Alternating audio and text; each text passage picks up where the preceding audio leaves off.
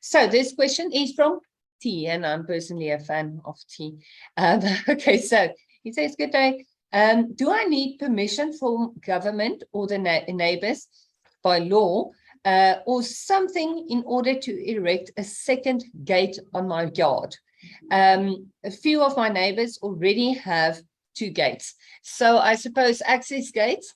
Is there any legal requirement? Must you get like, does the municipality even know where your access gate is? Can you add a second one? What's the story with gates? I have no idea, honestly. I'm as curious as T.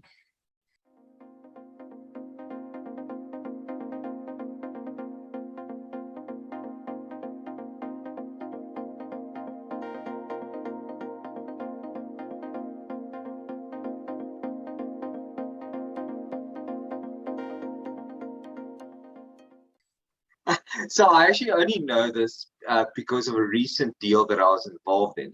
It is more a town planning question, which we're happy to take and speak to our town planners and get the answer for you. But fortunately, I actually worked on a recent deal and I spoke to the guy that I was doing the deal with. So first of all, you need to remember that like council requirements, especially when it comes to building plans and permissions and things like that, are dependent on each council. So that's the first thing. So it's difficult to answer the question very specifically unless you know what council it is.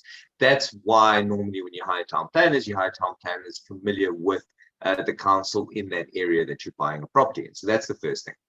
Now, in Joburg, which is where this last property was being dealt with, you did need council approval.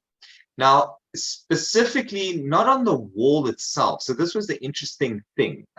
It's not necessarily the wall that you need council approval on, although I do think that you need that as well, but it's because of the pavement and sidewalk, because that's council property.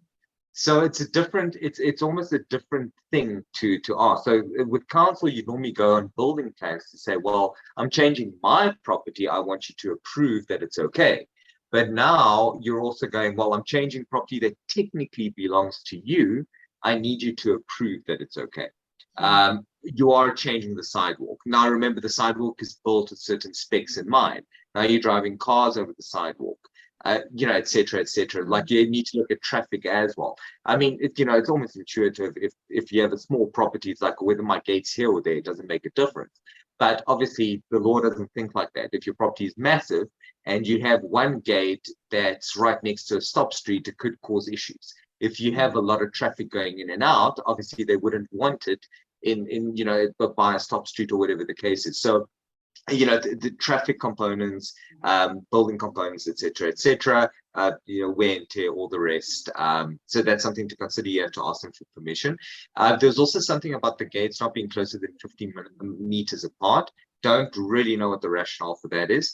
Although, again, intuitively, I don't know why anyone would want a gate within 15 meters of the other gate. But I know that what happens with corner properties, and this is where the question normally arises, corner properties that people want to subdivide or multi-let or something like that. They want 2 entrances, you know, on both sides. So the answer is you need council approval typically. The funny thing is your neighbors, I'm not saying they didn't, but often people just do what they do, and if no one notices, and that's obviously risky. So you know, so whether your neighbors have, it isn't a question of whether they did or rather it isn't an indication that they did the right thing. Just bear that exactly. My mum taught me this valuable lesson in high school. Just because all your friends are jumping into the fire doesn't mean you should as well. Sure. Look how that applies to gates here in my old day. Oh, yeah. You carried that one forward. Well done.